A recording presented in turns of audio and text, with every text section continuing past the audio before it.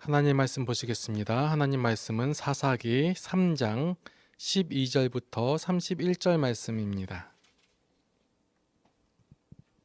사사기 3장 12절부터 31절까지. 이스라엘 자손이 또 여호와의 목전에 악을 행하니라. 이스라엘 자손이 여호와의 목전에 악을 행함으로 여호와께서 모압 왕 에글론을 강성하게 하사 그들을 대적하게 하시매 에글론이 암몬과 아말렉 자손들을 모아 가지고 와서 이스라엘을 쳐서 종려나무 성읍을 점령한지라. 이에 이스라엘 자손이 모압 왕 에글론을 18해 동안 섬기니라. 이스라엘 자손이 여호와께 부르짖음에 여호와께서 그들을 위하여 한 구원자를 세우셨으니 그는 곧 베냐민 사람 게라의 아들 왼손잡이 에웃이라. 이스라엘 자손이 그를 통하여 모압 왕 에글론에게 공물을 바칠 때에 에웃이 길이가 한 규빗 되는 좌우에 날선 칼을 만들어 그의 오른쪽 허벅지 옷 속에 차고 공물을 모압 왕 에글론에게 바쳤는데 에글론은 매우 비둔한 자였더라. 에웃이 공물 바치기를 마친 후에 공물을 메고 온 자들을 보내고 자기는 길갈 근처 돌 뜯는 곳에서부터 돌아와서 이르되 왕이여 내가 은밀한 일을 왕에게 아뢰려 하나이다. 하니 왕이 명령하여 조용히 하라 하매 모서선 자들이 다 물러간지라. 에웃이 그에게로 들어가니 왕은 서늘한 다락방에 홀로 앉아 있는 중이라. 에웃이 이르되 내가 하나님의 명령을 받들어 왕에게 아랠 일이 있나이다 하매 왕이 그의 좌석에서 일어나니 에웃이 왼손을 뻗어 그의 오른쪽 허벅지 위에서 칼을 빼어 왕의 몸을 찌르매 칼자루도 나를 따라 들어가서 그 끝이 등 뒤에까지 나갔고 그가 칼을 그의 몸에서 빼내지 아니하였으므로 기름이 칼날에 엉겼더라. 에웃이 현관에 나와서 다락문들을 뒤에서 닫아 잠그니라. 에웃이 나간 후에 왕의 신하들이 들어와서 다락문들이 잠겼음을 보고 이르되 왕이 분명히 서늘한 방에서 그의 발을 가리우신다 하고 그들이 오래 기다려도 왕이 다락문들을 열지 아니하는지라. 열쇠를 가지고 열어본즉 그들의 군주가 이미 땅에 엎드려져 죽었더라. 그들이 기다리는 동안에 에웃이 피하여 돌 뜨는 곳을 지나 스이라로 도망하니라. 그가 이르러 에브라임 산지에서 나팔을 불매 이스라엘 자손이 산지에서 그를 따라 내려오니 에웃이 앞서가며 그들에게 이르되 나를 따르라. 여호와께서 너희의 원수들인 모압을 너희의 손에 넘겨주셨느니라 하매 무리가 에웃을 따라 내려가 모압 맞은편 요단강 나루를 장악하여 한 사람도 건너지 못하게 하였고 그때 모압 사람 약 10,000명을 죽였으니 모두 장사요 모두 용사라. 한 사람도 도망하지 못하였더라. 그날에 모압이 이스라엘 수하에 굴복하매 그 땅이 80년 동안 평온하였더라. 에웃 후에는 아나세 아들 삼갈이 있어 소모는 막대기로 블레셋 사람 600명을 죽였고 그도 이스라엘을 구원하였더라. 아멘.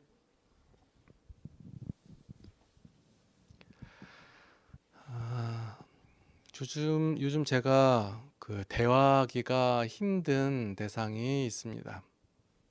누구냐면 기독교인들입니다. 뭐 대화를 이렇게 하다 보면 가슴이 좀 답답함을 느껴요.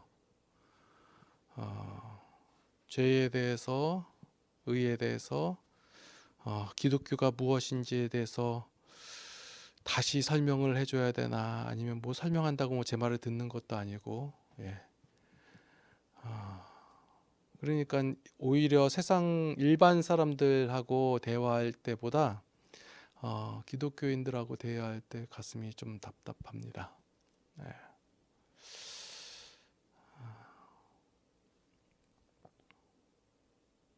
세상의 원리하고 하나님의 원리가 분명히 존재하는데 그것이 무엇인지 구분하지 못하고 있기 때문에 더 대화하기가 힘들고 또한 좀 곳곳에서 기독교인들의 안 좋은 모습들이 드러나기도 합니다. 이런 것을 바라봤을 때 공부를 좀 해야겠구나. 물론 저도 공부를 해야 되겠고 또 고민을 좀 해야겠구나라는 생각이 좀 듭니다. 죄가 무엇인지에 대한 구분 확실한 그 내용이 없으니까 자꾸 이게 죄다 저게 죄다 얘기하고, 어떻게 기독교인들이 세상보다 못하면 되겠어요?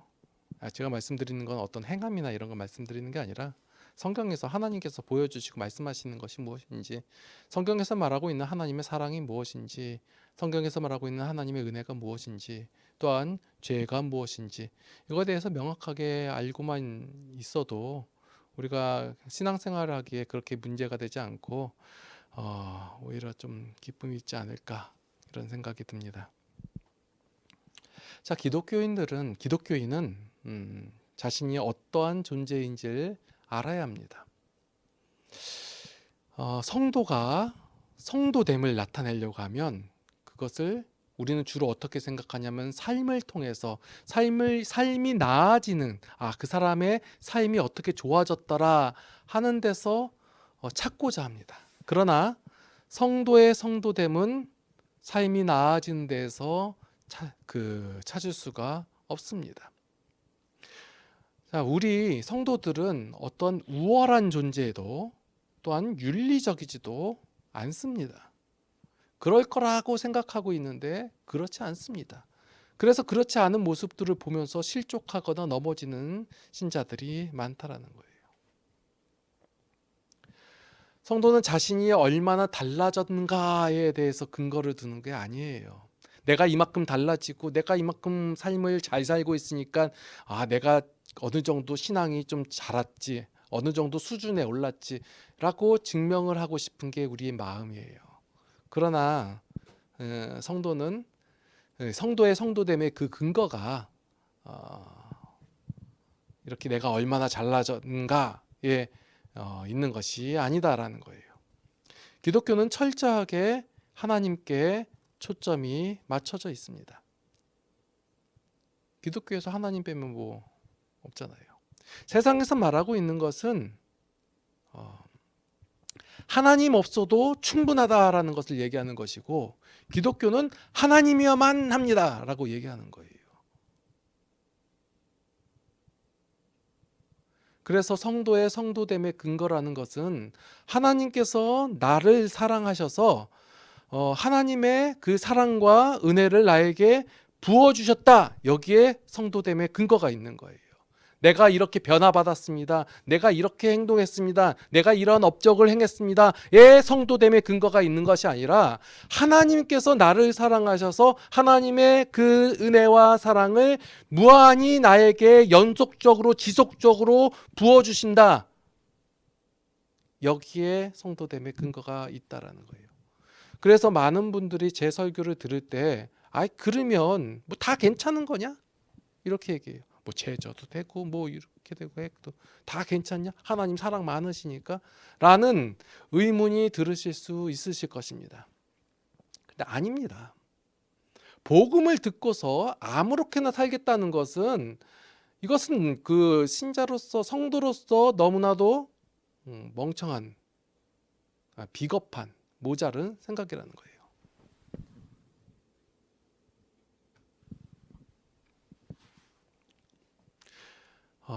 이 복음을 안다는 삶은 그 명예로운 삶이고, 또한 그 하나님의 행하심에 대한 그 결과의 반응을 표현하는 삶이에요. 그러니까 하나님의 은혜라는 것, 그러니까 나의 어떤 행함이나 나에게 근거가 있는 게 아니라 하나님께 있는 그 근거, 그 은혜가 무한하다는 것을 아는 것이 얼마나 명예로운지를 아는 것, 이것이 복음을 바로 아는 것이에요. 복음을 바로 아는 자가 행하는 삶. 그래서 성도가, 그러니까 내가 성도입니다, 내가 기독교입니다 라는 것을 나타내려고 하면, 보여요. 내가 병들었다가 나았습니다, 아니면 제가 가난했는데 부를 잃었습니다, 아니면 내가 미천했는데 어떤 존귀를 얻었습니다, 명예를 얻었습니다, 내가 성질이 그랬는데 지금은 괜찮아졌습니다, 이러한 것이 나의 성도됨의 근거가 될 수 없다예요. 성도의 성도됨의 근거는 오로지 기독교, 그 하나님의 은혜라는 거예요. 복음이라는 거예요. 복음. 계속해서 반복해서 이 말씀을 드릴게요. 왜냐하면 이 관념을 깨트리기가 너무 힘들어요. 뭐 저만 이렇게 얘기한다고 해가지고 알아듣는 것도 아니고, 그래서 좀 말씀을 제가 읽을 때마다, 얘기할 때마다 그래요.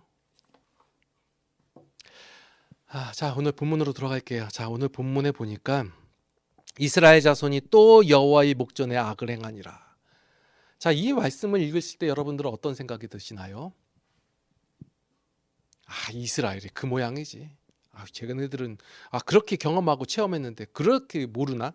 라고 생각이 들고, 그랬으니까 뭐 그 모압한테 당하고 그러는 건 당연한 거지 라는 생각이 드십니까?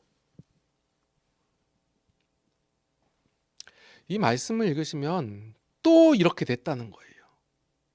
그 전에 하나님께서 은혜를 주셔서 구원하셨어요. 근데 또 이렇게 됐다는 거예요. 이것은 이스라엘에 대한 비판으로 나가는 것이 아니라 하나님께서 이스라엘에게 자유를 주셨다는 그 사실을 증명하는 거예요. 하나님께서 구원하신 다음에 내가 너희를 구원했으니까 이제 내 말대로 하고 이렇게 가두고 자유를 없애고 이런 게 아니라 하나님께서는 성도를 구원해 주시고 얽매거나 강요하지 아니하셨다라는 거예요. 하나님께서는 이스라엘에게 신앙적 자유, 종교적 자유를 허락하셨습니다. 이 허락하셨다라는 것은 이 허락 자유를 줬을 때 그 당사자가 어떠한 선택을 하든지 그 선택에 대해서 존중해 줘야 된다라는 거예요. 이게 자유예요. 기독교는 속박하는 종교가 아니에요. 하나님께서 구원하시고 하나님께서 세워주시고 하나님께서 보여주시고 알려주셨어요. 그리고 나서 자유를 허락하셨다는 거예요. 모든 성도에게. 하나님의 것을 따라도 되고 죄악의 것을 따라도 되고 선택의 자유를 주셨어요. 그래서 여러분들의 자유만큼 행동하고 선택하는 거예요. 그러면 자유를 허락한 다음에 그냥 내버려 두는 것, 이것이 하나님의 행함일까요? 아니요. 하나님께서는 자유를 주시고 그리고 선택하게 하시고 본인의 자유에게, 그리고 나서 그것을 책임지기 위하여 하나님께서는 끊임없이 하나님을 가르치시고 알려주신다라는 거예요. 그래서 죄의 것보다 하나님의 것이 훨씬 더 좋다라는 것을 계속해서 보여주시고 알려주세요. 이스라엘 백성들에게도 계속해서 보여주시고 알려주시는 거예요. 광야 생활 40년 동안에 하나님께서 보여주시고 알려주시는 거예요. 하나님의 것이 훨씬 좋고 너희가 내 백성이고 하나님의 백성이 된 것이 어떻게 기쁨이고 이것이 기쁨이 충만한 것인지 알아라 라고 알려주시고, 가나안 땅에 들어가서도 이것이 내가 너희를 위해 준비한 땅이고 너희에게 주겠다라고 말씀하시고 그것을 위하여 하나님께서 일하시고 보여주시는 것을 알려주신다는 거. 이렇게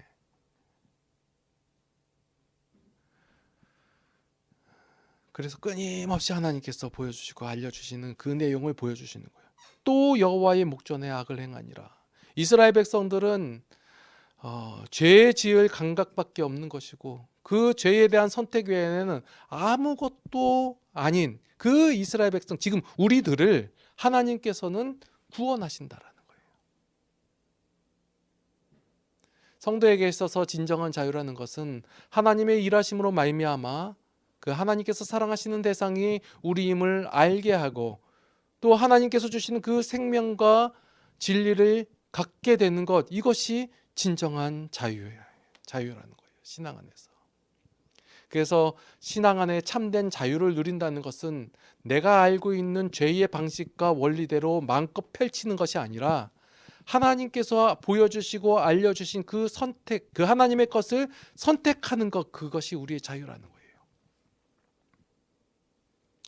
말이 좀 어렵나요?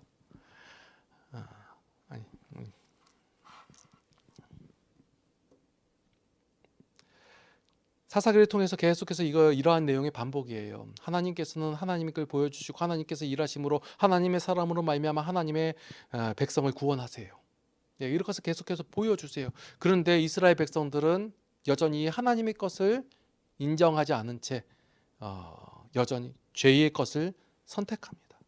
그러면 하나님께서 징계하는 것이 아니라 우리가 생각하기에 그래요. 하나님께 주시고 A 이렇게 양쪽에 주고 자 이거 선택하면 나쁜 거고 이거 선택하면 좋은 거야. 근데 나쁜 거 선택하니까 어떻게 해요? 때리고. 이게 아니에요. 우리는 이렇게 생각한단 말이에요. 이스라엘이 죄를 졌으니까 당연히 하나님께서 징계를 내리시지, 이게 기독교적 관점이 아니라는 거예요.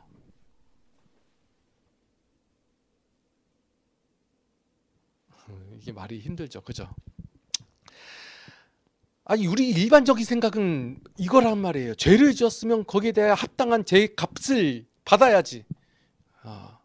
그러니까 하나님께서 이스라엘을 구원한 다음에 이제 나를 섬기라 했는데 이스라엘 백성이 거부하고 거역하고 그 다음에 우상을 섬겼잖아요. 그러니까 맞는 게 당연하죠 라고 생각하는 것을 지금 우리 일상생활에서 동일하게 적용하고 있단 말이에요. 내가 이렇게 잘 안 되는 거 보니까 하나님께 순종하지 못해서, 내가 지금 예배를 제대로 못 드려서, 하나님께 경건한 삶을 살지 못해서, 기도를 못해서, 믿음이 부족해서 이렇다라고 생각한단 말이에요. 아니요. 이스라엘 백성들이 죄의 감각밖에 없기 때문에 죄를 선택하는 거예요. 그러니까 죄가 그 결과를 갖고 오는 거예요. 그 결과를 끌고 와요. 죄의 속성은 파괴하고 멸망시키는 것밖에 없다고 했어요. 그래서 우리한테 그렇게 힘듦으로 와요. 그러면 이스라엘 백성들이 뉘우치고 깨달은 다음에 하나님 살려주세요라고, 구원해 주십시오라고 회개하나요? 아니요, 안 그랬어요. 그냥 아세라한테 절하고 바알한테 더 열심히 하고 종교적 행위를 하고 더 열정을 바치고 그렇게 울면서 불면서 했는데 반응이 없단 말이야, 이 우상들이. 그러니까 옛날에 자기 조상들이 섬겼던 그 하나님에도 얘기하는 거예요. 하나님, 당신이 신이면 우리를 살려주세요라고 얘기했는데 그렇게 막 부르짖는 거예요. 그 대상에서 명확히 알고 하는 게 아니라 그냥 당시에 자기의 상황이 힘들고 어렵고 고난스러우니까 그냥 부르짖는 거예요. 어떻게 해요? 울면서. 여러분도 울었다라고 하면 회개했다고 생각했는데 울었다라고 해서 회개한 것이 아니에요. 회개라는 것은 이제 이스라엘 백성이 회개를 하려면 바알과 아세라를 섬기던 거에서 얘네들이 지금 우리를 구원하지 못하는 거다, 얘네들은 가짜 신이야 하고 뉘우치고 깨달아가지고 돌이켜 그것들을 다 버리고 하나님께로 돌아와야 되는데, 얘네들은 지금 이스라엘 백성들은 그렇지 않고 바알과 아세라한테도 얘기하는데 반응이 없네 하고 하나님한테도 얘기하고 지금 그냥 울부짖고만 있는 거예요. 회개한 게 아니에요. 이 마음속에서는 여전히 바알과 아세라 우상들을 섬기고자 하는 그 중심이 있어요. 마음이. 이것을 버리지 못한 거예요. 하나님께 돌아오려면 그것을 버리고 돌아와야죠. 그런데 버리지 않는 거예요. 이게 죄의 완악한 죄의 마음이에요.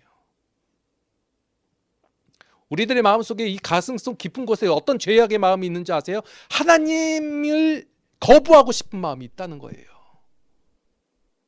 하나님 아니어도 된다라는 것. 솔직히 말해서 이 어려움과 상황은 솔직히 돈이 해결해 줄 수 있고, 어떤 건강이 해결해 줄 수 있고, 명예가 해결해 줄 수 있고, 존귀가 해결해 줄 수 있지, 꼭 하나님 아니어도 되지 라는 마음이 있어요. 이것을 얻게 되면 당시 그들에게 하나님이 주셨다 좋아할 뿐이지 죄의 원리 그대로 삶을 살아간단 말이에요. 여전히 에너지를, 열정을 내야 되고 이런 마음이 있단 말이에요. 하나님을 버렸다는 것은 하나님께서 자신들의 보호자가 되기를 거부하였다는 거예요. 하나님께서 우리들의 자신들의 보호자가 되는 걸 거부하였기 때문에 죄가 들어오는 거예요.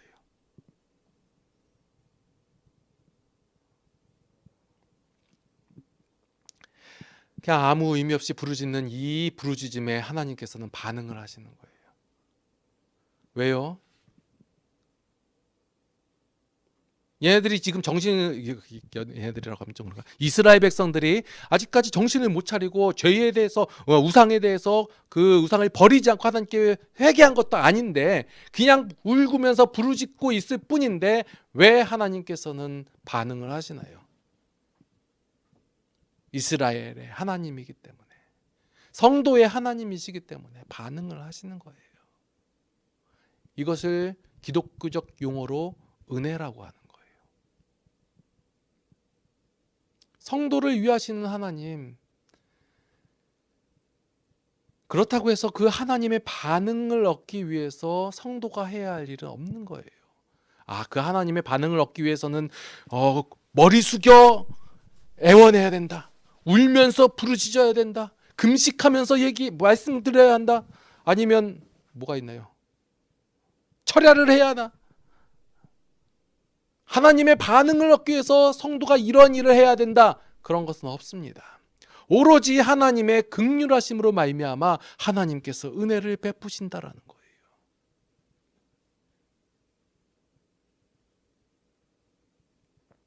우리의 관심과 초점은 어떻게 해서 이 은혜를 얻어낼 것인가 여기에 있어요. 내가 더 불쌍하게 보이면 아니요, 여러분 하나님께서는 여러분들을 사랑하신다예요. 그래서 여러분들이 힘든가 어려움이 있으면 그게 죄에서 완전히 돌이키지 않았다 할지라도 하나님께서 불쌍히 여기사 그 긍휼하심으로 말미암아 은혜를 베풀어 주신 거예요. 사사기에서 보이신 하나님의 일하심과 같은 모양으로. 그래서 기독교는 은혜와 사랑 빼면 없다예요.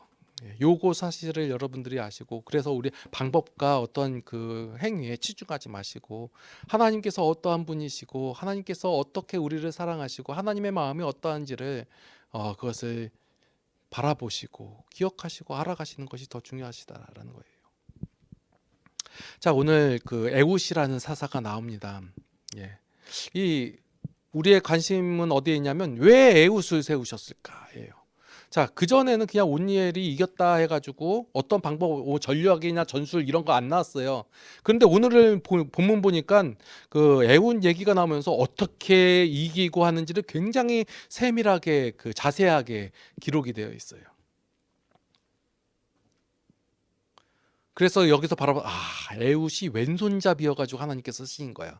에훗이 어떻게 했기 때문에 이렇게 지혜를 썼고 이런 전략을 썼지, 이렇게 얘기하면 안 된다예요.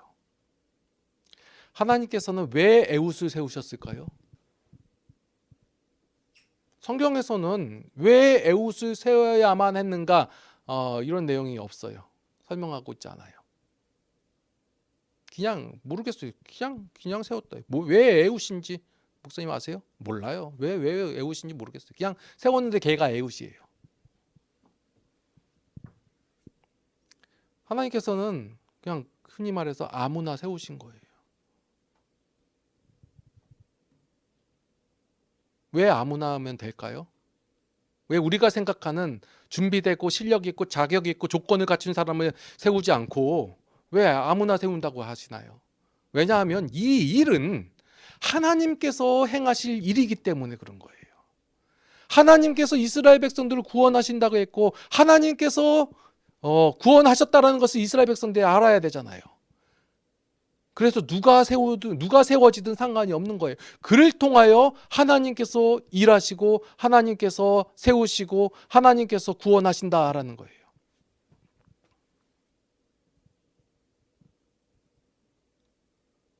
사람들은 이 일이 이루어지기 위해서는 어떤 실력을 갖춰야 되고 어떤 능력을 그 사람이 이 정도로 준비하였고 열심을 내었기 때문에 이루어졌지라고 생각한다는 거예요.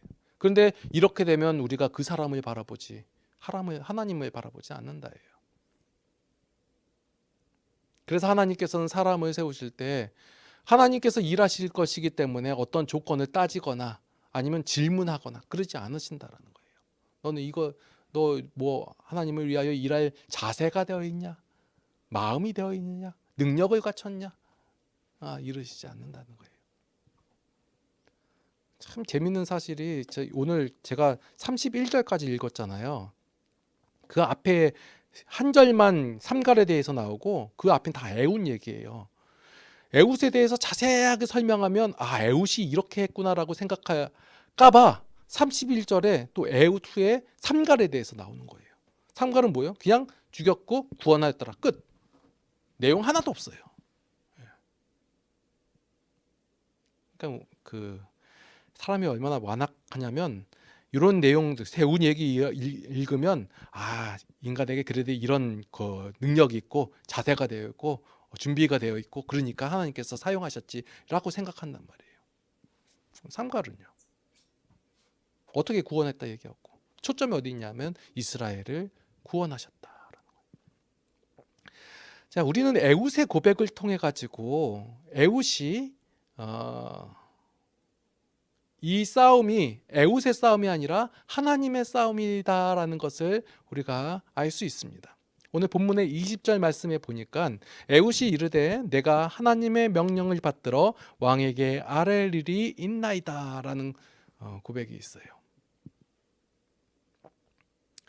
이 말은 이제 내가 행하는 일, 에웃이 행하는 일이 하나님의 명령이고 지혜이고 뜻이라는 거예요.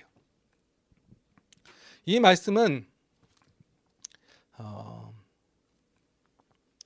나의 싸움이고 나의 전쟁이 아니기 때문에 결과, 그러니까 그 승리 또한 나의 승리가 아니고 하나님의 승리다라는 것을 말하고 있는 거예요.